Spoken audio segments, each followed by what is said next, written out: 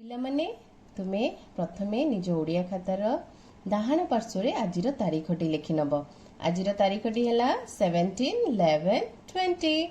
तापरे प्रथम धाड़ी रे हेडिंग टी लिखिब।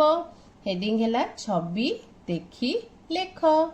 तापरे देख प्रथम छविटी कौन कहल पिलामाने? एटा हेउची बलद। एठी तुमे माने बलद लिखि नब तार डाहाण पार्श्वर ब ल द बलद। ठीक अच्छे। तापरे देखिबा नेक्स्ट छविटी कौन? सेटा हेउची गगन। एठी लिखि नब गगन ग ग न। तापरे देखिलो पिला माने एठी हेउची गोटे पक्षी आ से पक्षीटी हेउची बत्तक ब त क बत्तक। नेक्स्ट है तुमर पिला माने बरफ ब र फ बरफ हैला। तापरे देख पिला माने एटा होची एक बड़ घर जोटा कि आमे भवन कहू। एठी लिखि नब भवन भ ब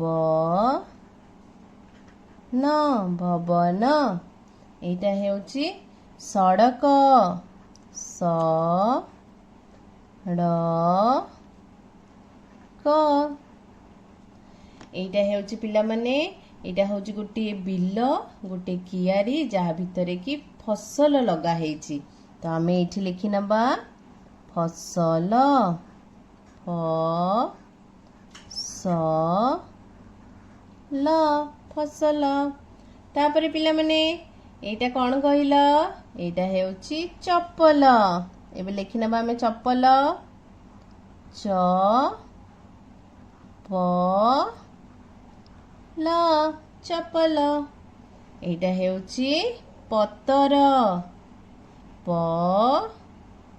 त र। एवं शेष छविटी हेउची पिला माने गोटे फूलर आ एई फूलर ना हेउची टगर। एठी तुम माने टगर लिखि दब ट ग र। तो पिला माने तुमे माने एही प्रकारे सुंदर सुंदर छवि अंकन करिबो एवं तार डाण पार्श्वरे सेही छवि गुड़िकर नाम लिखिबो एवं सबु करिला परे एही छवि गुड़ी को रंग देबो। एही छवि गुड़िकरे रंग भरी देबो। ठीक अछि। Bye bye.